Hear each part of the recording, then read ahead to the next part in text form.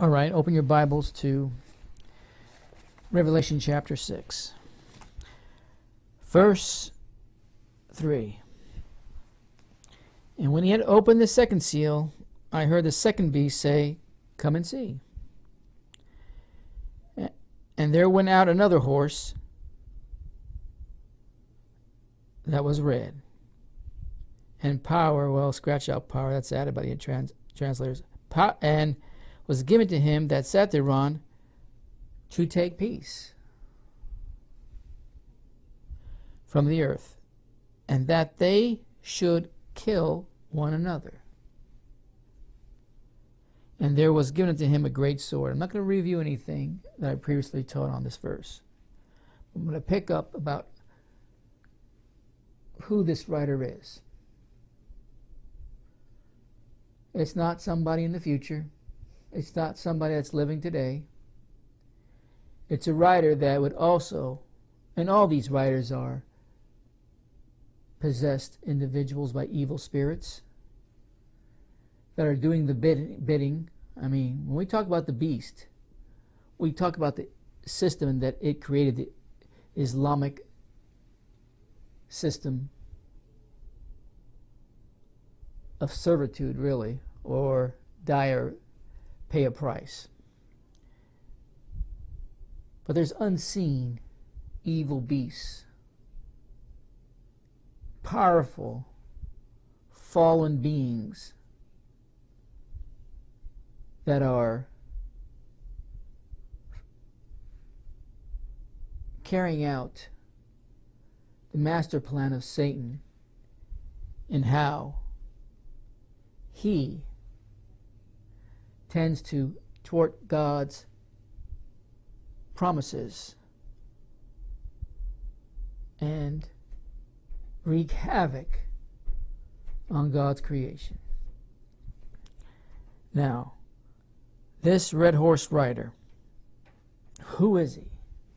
We know the first rider was Muhammad and what he brought in. If you're just now listening to this for the first time, I recommend going back to the Teaching Center and teachingfaith.com and catch up in the series, at least in this section of the series. There's almost 300 messages in this series, so that's a lot of catching up to do. I want to read to you. By the way, I've been getting all kinds of messages the last few weeks. Anywhere from Britain being the second horse rider to you know what. Including different caliphs and imams and past, present, that might be identified as a second rider. Well, no more guessing. I'll tell you what I believe, looking at history. And you got to remember, John was an apostle to the Jews. Yes, he branched out somewhat from that commission, but mostly he was an apostle to the Jews. This letter of Revelation, this book of Revelation, is a book to the Jews. Will it have worldwide ramifications? Obviously. You have to think twice about that. But remember who this is written to. So the things that are to take place is going to be centered around Israel. And the center of Israel is Jerusalem.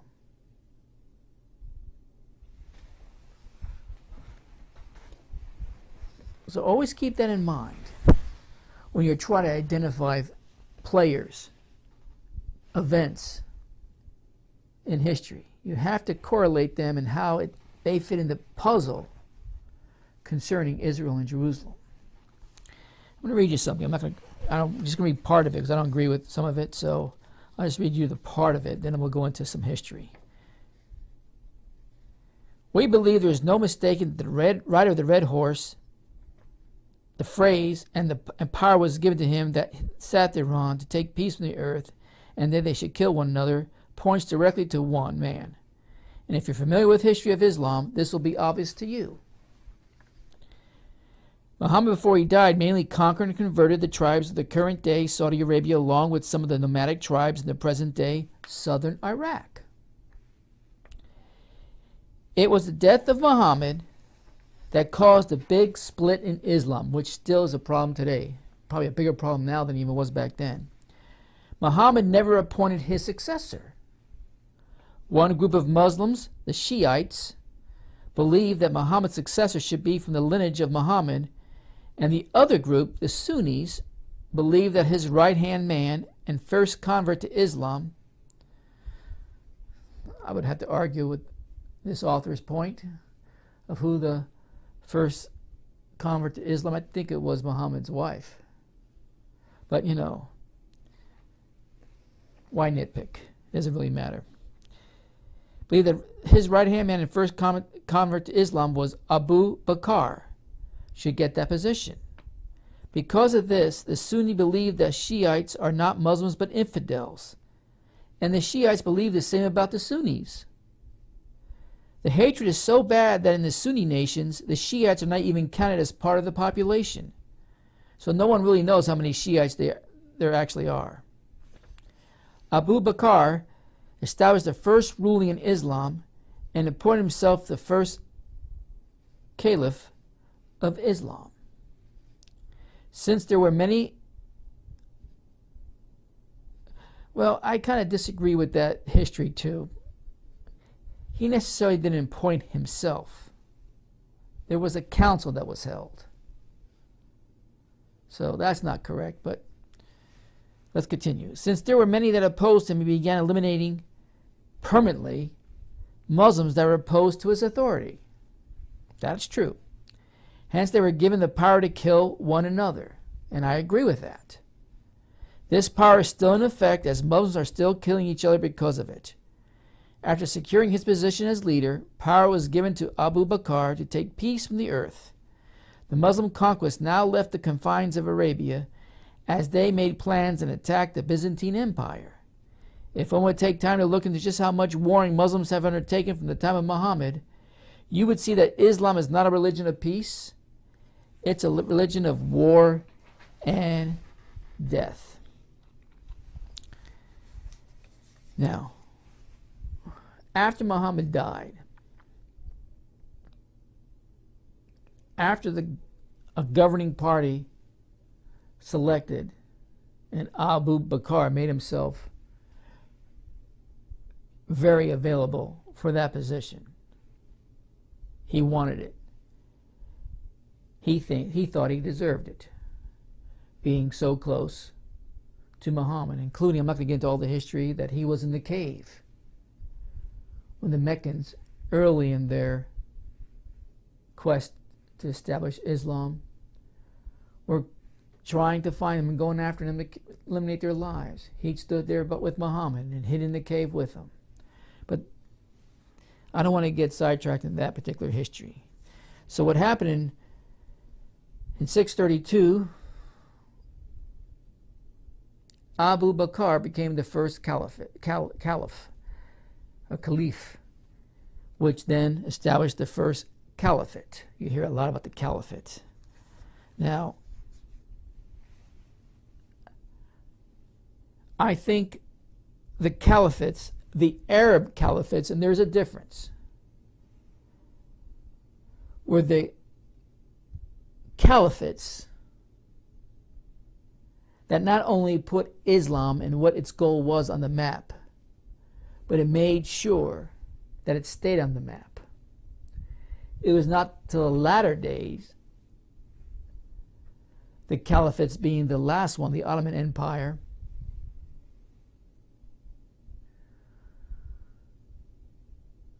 where we have a caliphate that is not part of an Arab caliphate. I'm more interested in the Arab caliphates in this particular part of the scripture history because it identifies who the one, Muhammad and the first horse, established this evil, demon-inspired so-called religion that went forth conquering and to conquer. Now, Muhammad only took it so far. Abu Bakr, after becoming the first caliph and establishing the first caliphate, the Rajdun, the R-A-S-H-I-D-U-N, for those who are transcribing them, R-A-S-H-I-D-U-N. The Rajdun Caliphate went from 632 to 661 A.D. In those approximately 30 years, it established and solidified the seventh beast at that time into the evil empire that it would become, and then eventually, in our time, the eighth beast. You had the Rajdun Caliphate, you had a Umayyad Caliphate that went from 661 to 750 AD. You have the Abbasid Caliphate from 750 to 1258 AD. You had the Fatimid Caliphate, which from 909 to 1171 AD. And at that point, at 1171, that was the end of the Arab Caliphate. But it's the Rajdun Caliphate that we're going to look at in this second horseman and its rider. Now, so Muhammad, now Abu Bakr. I'm telling you right now, he's the second horseman. The first caliphate established, he became the first caliph of Islam. You got it? Let's do a little history. And by the way, in those 30 years, Islam established itself in Persia, Egypt, the Mesopotamian Valley, and parts of Anatolia, the southern parts of Turkey, and so forth. Now, let me get my map. Because Muhammad didn't establish a successor, it caused problems. I don't know if they can see my map or not. So let me, if you can't see it, just let me know.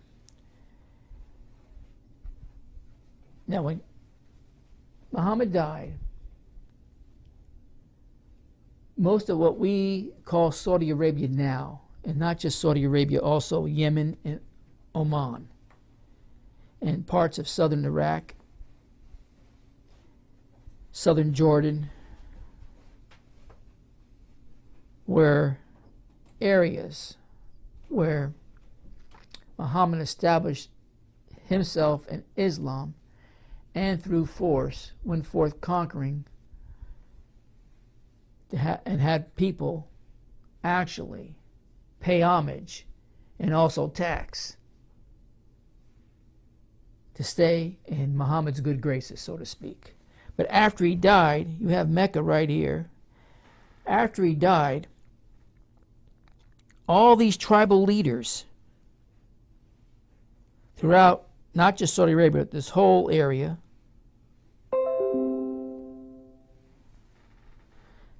remember, Saudi Arabia extended further north in Muhammad's day. All these tribal leaders decided that, nope, they're not going to be part of Muhammad's Islam anymore. And they're definitely not going to pay taxes or anything else to Abu Bakr or anyone else. They're going to be their own self-governing organization. And or tribal communities, and they would take care of themselves. Well, that didn't sit well with Abu Bakr. And all these little tribal leaders, nations within a nation, decided, nope, we're not going to pay tax anymore. We're not going to pay money. We'll take care of ourselves. You just leave us alone. That didn't sit well with Abu Bakr. And what happened? Well, he went after all these different tribal leaders and the territories that they control. And this what many call the apostasy wars. The apostasy wars. And Abu Bakr, through force and the killing and eliminating many of these tribal leaders and their followers, was successful and able to bring all this under his control. All this under the control of the ways they established through himself and the governing party in the ways of Muhammad to govern this whole area. And when they were done with that, and when they defeated all the uprisings, then he sent his generals out in this area, to continue the conquest and domination into other nations and areas of the Middle East, to bring Islam and have them submit to Allah. If not submitting, then eventually they would have to pay a tax to be in these caliphs' good graces. You got it? Now, I'm going to read you some history. Hopefully I get it done fast enough. The Rajdun, the Rashidun Caliphate, was the first of 4 major caliphates established after the death of Islamic prophet Muhammad. Now, don't confuse that with the first 4 horsemen. Was the first of 4 major caliphs established after the death of Islamic prophet Muhammad. It was ruled by the first 4 successive caliphs or successors of Muhammad after his death in 632 AD. These caliphs are collectively known as the Sunni Islam as the Rashdun, or rightly guided caliphs. This term is not used in Shia Islam, as Shia Muslims do not consider the rule of the first 3 caliphs as legitimate. At its height, the caliphate controlled an empire from the Arabian Peninsula and the Levant to the Transcaucasus in the north, North Africa from Egypt to the present-day Tunisia in the west, and the Iranian plateaus to part of Central Asia and South Asia in the east. The 4 Rashdun caliphates were chosen through shura, a process of community consultation that some consider to be an early form of Islamic democracy. The caliphate arose out of the death of Muhammad in 632. In the subsequent debate over the succession to his leadership, Abu Bakr, a close companion of Muhammad, was elected the first Rashdun leader and began the conquest of the Arabian Peninsula. He ruled from 632 to his death 634. He only had a short rule, but a very productive rule under the control of the 7th beast. Now, this Rashdun Caliphate, go to the map, not eventually would conquer these areas, but they would reach all the way, we kind of draw a map here, even up to Armenia, coming around this area and around this area, all the way down here. They would control an area, eventually, that looks somewhat what we find in this red circle. In about 30 short years. Think about it. Just like Alexander the Great, when he was possessed by a demonic, unseen being and being empowered by these unseen beastly identities, he just raced through and conquered the Persian Empire without that much difficulty. Well, the same happened here as it did in Alexander the Great Empire, the Grecian Empire, with this empire, the empire established by Muhammad and successfully carried out by Abu Bakr and the followers of Islam. Now, Abu Bakr, the oldest companion of Muhammad, come back to me, was caliph for only 2 years before he died. When Muhammad died, Abu Bakr and Umar, his 2 companions, were in the meeting to select a successor while the family of Muhammad was busy with his funeral. Controversy among the Muslims emerged about whom to name as caliph.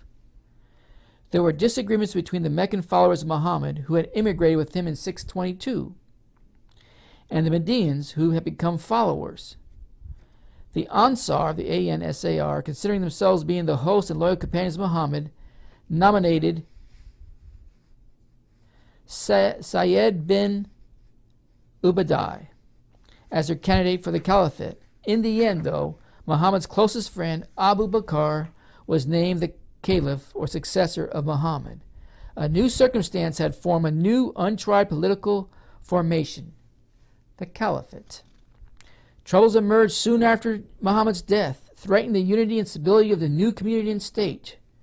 Apostasy spread to every tribe in the Arabian Peninsula with the exception of the people in Mecca and Medina.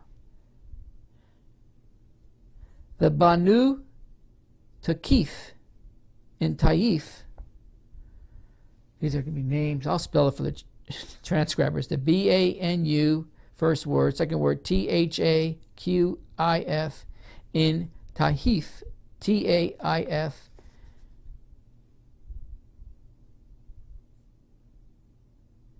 were also followers that did not participate in the apostasy. In some cases, entire tribes apostatized. Others merely the alms tax without formally challenging Islam. Many tribal leaders made claims to the prophethood. Some made it during the lifetime of Muhammad. The first incident of apostasy was fought and concluded while Muhammad still lived. A supposed prophet, Aswad Ansi, that's A-S-W-A-D, second word, N-A-N-S-I, arose and invaded South Arabia. He was killed on May 30th, 632, by a governor of Yemen, a Persian Muslim. The news of his death reached Medina shortly after the death of Muhammad. The apostasy of Al-Yamama, or Al-Yamama, that's A-L-Y-A-M-A-M-A, was led by another supposed prophet, Musaylima, spelled M-U-S-A-Y-L-I-M-A-H. You transcribers should thank me for this, because these words are not easy to pronounce. I'm not even sure if I'm pronouncing them correctly, and I'm sure they're not easy to find. Who arose before Muhammad's death. Other centers of rebels were in Eastern Arabia and South Arabia.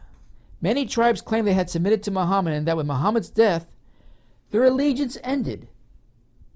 Caliph Abu Bakr insisted they had not just submitted to a leader, but joined the Ummah. Ummah, U-M-M-A-H. A Ummah is a community, of which he was the new head.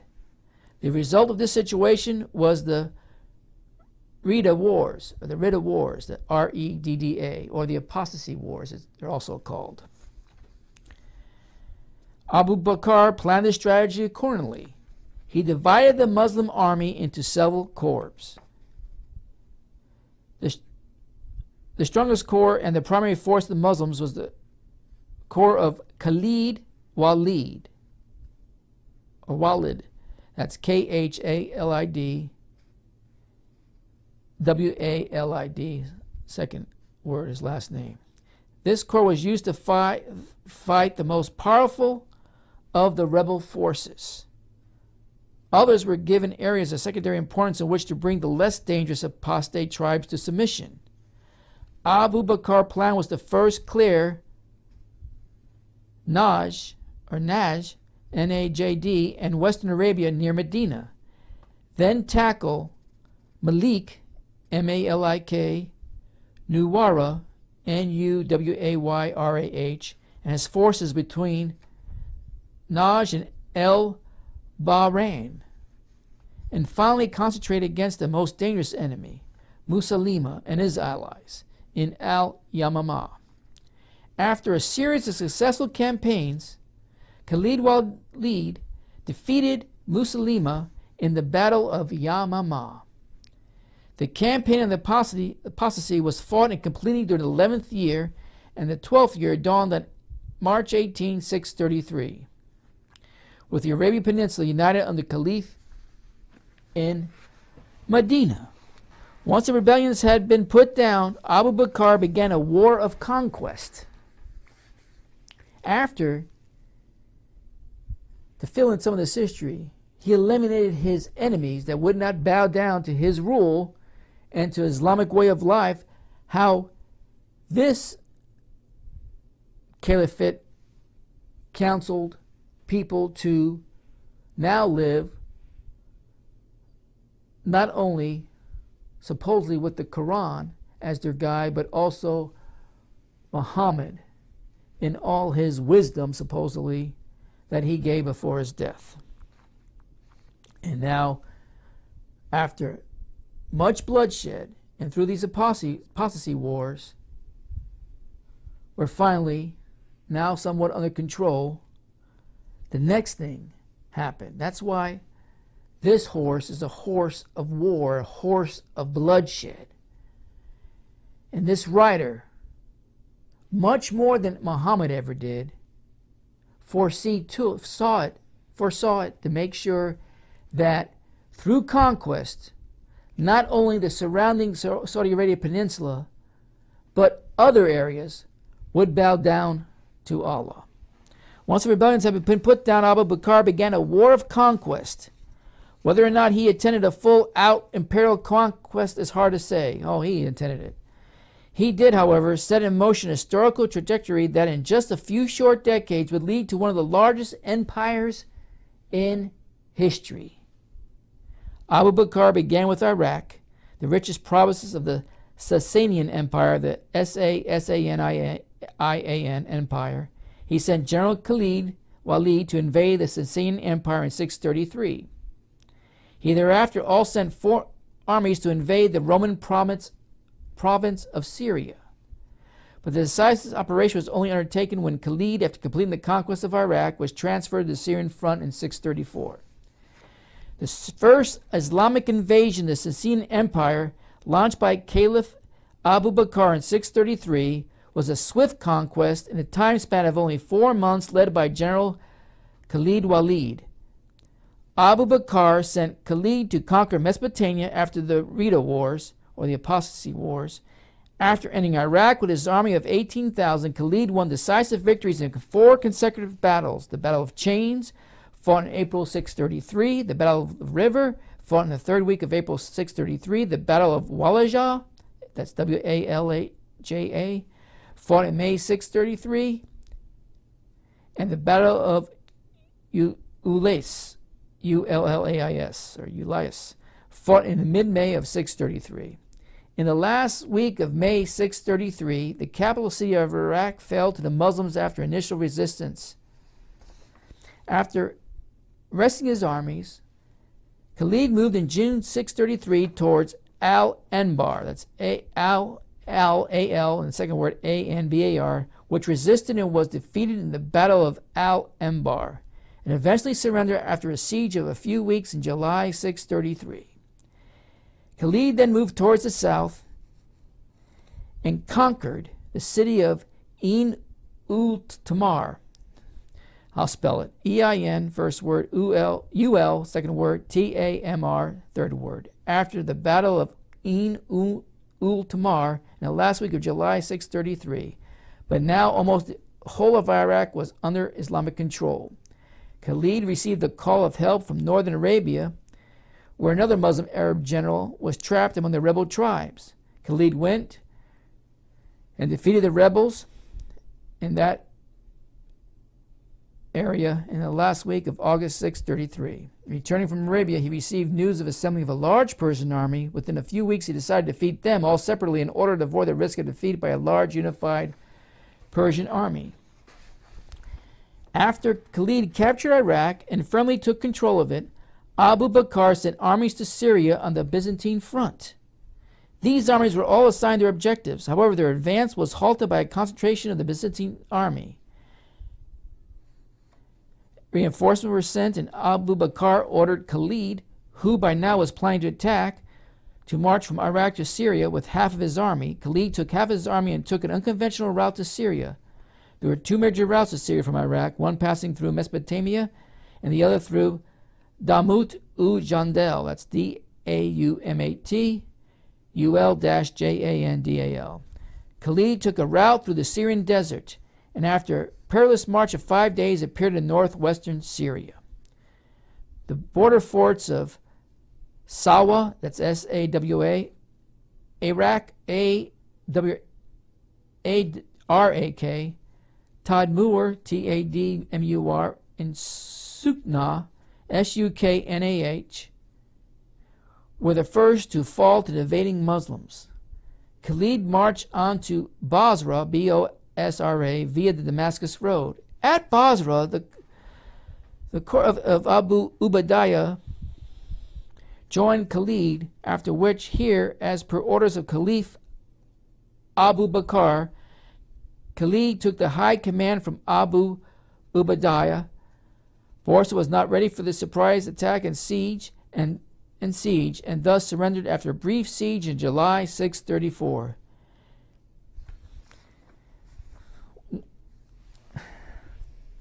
Let me see if I could draw it on this map real quick. The route. Let's see if I could erase all this.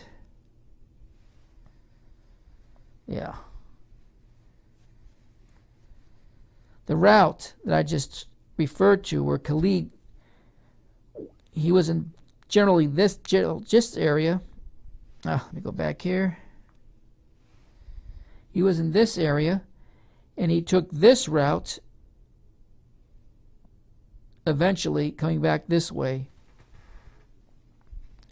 in his conquest to help the other generals to defeat Syria and parts of Lebanon and upper northern Jordan. So they went this route. You got it?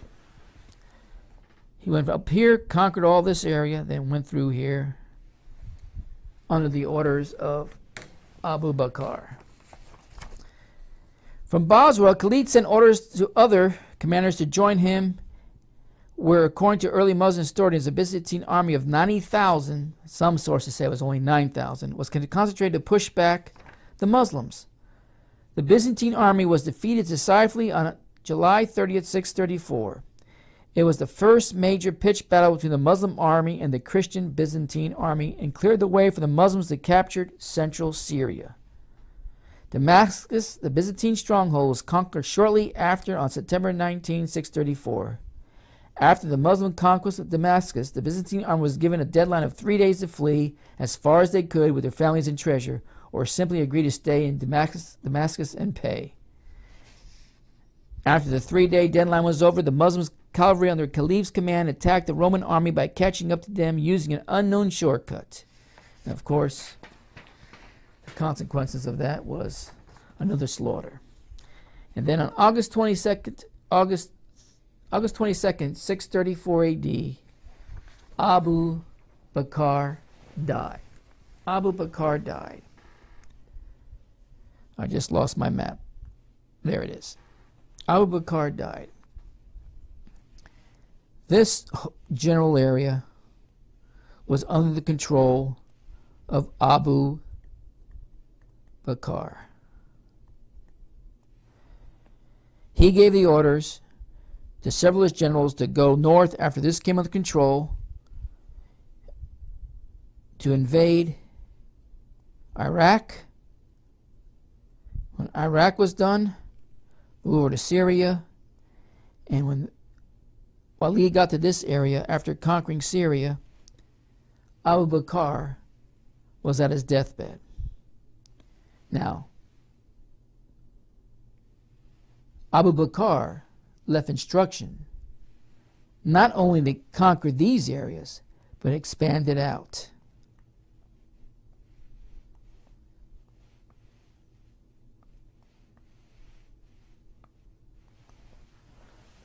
And conquer the areas that I drew arrows here on this map, which include Iran, Pakistan, Afghanistan, Egypt, Libya, southern portions of Turkey, Armenia, all the way up to Turkmenistan and Uzbekistan. That was Abu Bakr's dream of accomplishment, if he could actually carry it out. He didn't live long enough. Another caliph was then elected to take over the position. But that's another teaching for another time. You got it, folks? Go back to the map. What this, and the reason I did it in red tonight, what this symbolizes, the red, is war and bloodshed. War and bloodshed. Just as we read in Revelation chapter 6, verse 4, and there went out another horse, red horse, was given to him that sat thereon to take peace. Not just in Saudi Arabia, even though the tribal leaders, most of Saudi Arabia, did not want to be under Islam anymore. They want to go back to their false gods and so forth. But they were starting to really trade in that time period a lot with the Far East and also into areas of Africa and into Southern Europe. They had expansion ideas, but they wanted to expand their pocketbooks. And their pocketbooks were being affected because the taxes that were imposed on them. Same old story no matter where you go when it comes to taxes. And then when Muhammad died, they saw the opportunity to break away from that. Well, that didn't happen because Abu Bakr came in, still being empowered by the unseen beast, to take peace from that region. And they did. And they shall kill one another. And that's exactly what happened. First in the Sinai Peninsula, and then when that became a situation that was under control, they moved north, they moved east, they moved west. And there was given to him a great sword, meaning there was a great slaughter that was coming in the name of Allah. War and bloodshed. That's what this horse and rider symbolize. And that was Abu Bakr's mission, according to Abu Bakr, and what possessed him. Muhammad began it. He brought the message. He had the dream, supposedly. He had the vision. He had the information to establish the Quran. But Abu Bakr brought the muscle. He brought the muscle that would take Islam to another level, and it brought with it bloodshed and war. That's what happened. You have to look through history to see how these things took place. If you believe Muhammad is the first rider, then it's not that far of a stretch to believe that someone after Muhammad, still in Islam, because we're talking about Islam here, the seventh beast, has to be a player in that system of evilness. And that was his role. You cannot describe Abu Bakr in Islam without also mentioning the wars, first within his brethren in the Sinai Peninsula, and then expanding it out to Iraq, Syria, Iran, through northern Africa, southern Turkey. And through his generals, he was able to accomplish so much in just 2 years. But he only was around 2 years. And after those 2 years was over, something else happened. After Islam became established, and there was no turning back from that point, the seventh beast was established. It was rooted. There was no turning it upside down, and there's no digging it out of its roots and let it die. It was established. It was not going to go anywhere until a set point where God would put it to rest for a while, but he would rise again in the eighth beast. One and the same beast. Still under the flagship of Islam. Now, Abu Bakr is the second rider. Abu Bakr is the first caliph of the Rashidun Caliphate that brought severe war and bloodshed. First to their brethren in their country, and then outward in all directions. There's no one else in history that you can find in the Islamic culture that fits this perfectly than Abu Bakr. I know the Shiites don't want to hear that. But when we're establishing Islam, we're not establishing an Islam that's rooted in outside of the Arab caliphates.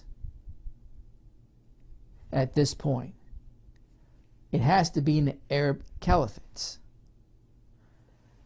Outside the Arab caliphates, like the Shiite caliphates, come hundreds and hundreds of years later. And that's another story altogether that's not related to these 7 seals. So, there you go, folks. There's your second rider. No one else fits the description better than Abu Bakr. First rider is Muhammad, second rider is Abu Bakr. We're still talking about how this affects, eventually,